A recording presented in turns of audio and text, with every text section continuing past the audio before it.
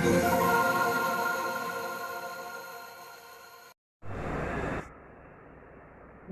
सभी छात्र छात्राओं को कमलेश कनौजिया का नमस्कार। आज का हमारा विषय है वाच, जो कक्षा 7, 8 व 10 के पाठ्यक्रम में निहित है।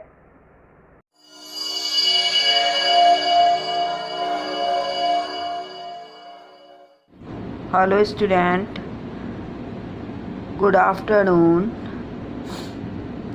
मैं कमलेश कनौजिया आज हिंदी व्याकरण में आप सभी को वाच्य विषय का अध्यापन कर रही हूँ। वाच्य, वाच्य किसे कहते हैं या वाच्य क्या होता है? तो बच्चों, वाच्य क्या होता है हमारा? वाच्य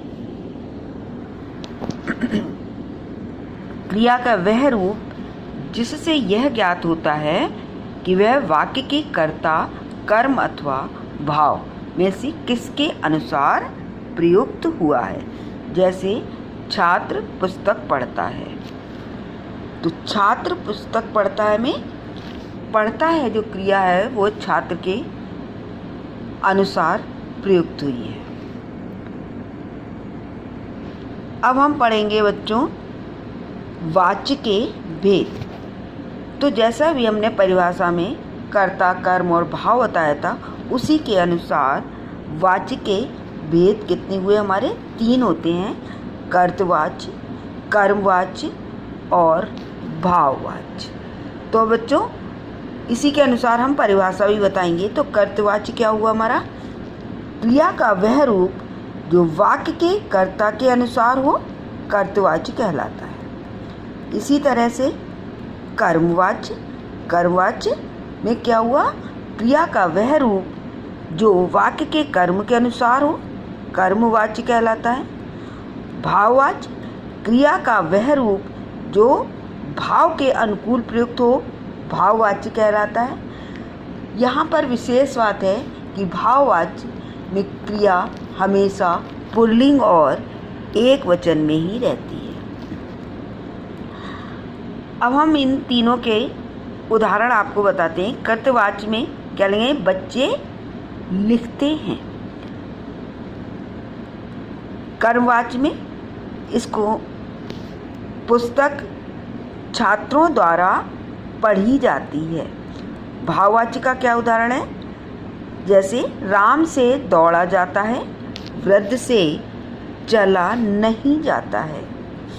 तो भाववाच्य में क्या है? दोनों ही तरह के हैं, नकारात्मक भी दे दिया मैंने और सकारात्मक भी दे दिया। अब इनकी तीनों की हम आपको विशेषताएं बताएंगे। तो कर्तवाच्य की विशेषता क्या होती है? इसमें क्रिया जो हमारी है अकर्मक और सकर्मक दोनों ही हो सकती हैं। कर्मवाच्य में हमेशा क्रिया सकर्मक होती है, जबकि भाववाच्य में क्रिया हमेशा अकर्मक ही होती है। अब है आपका विशेष और बात है, यहाँ पर क्रिया जो कर्मवाच्य और भाववाच्य में होती है, उसके क्रिया के पदबंध में जा धातु का प्रयोग काल के अनुसार आवश्यक है। जैसे कर्मवाच्य है बच्चों के द्वारा पढ़ा जाता है, भाववाच्य है बच्चे के द्वारा चला जाता है। इसी तरह अब हम आप कहेंगे कि अकर्मक और सकर्मक क्रिया हम कैसे समझेंगे। तो सकर्मक क्रिया की पहचान क्या है? सकर्मक क्रिया में हमें क्रिया के साथ क्या या किसे प्रश्न पूछने पर स्पष्ट उत्तर मिल जाता है, तो सकर्मक क्रिया हो गई।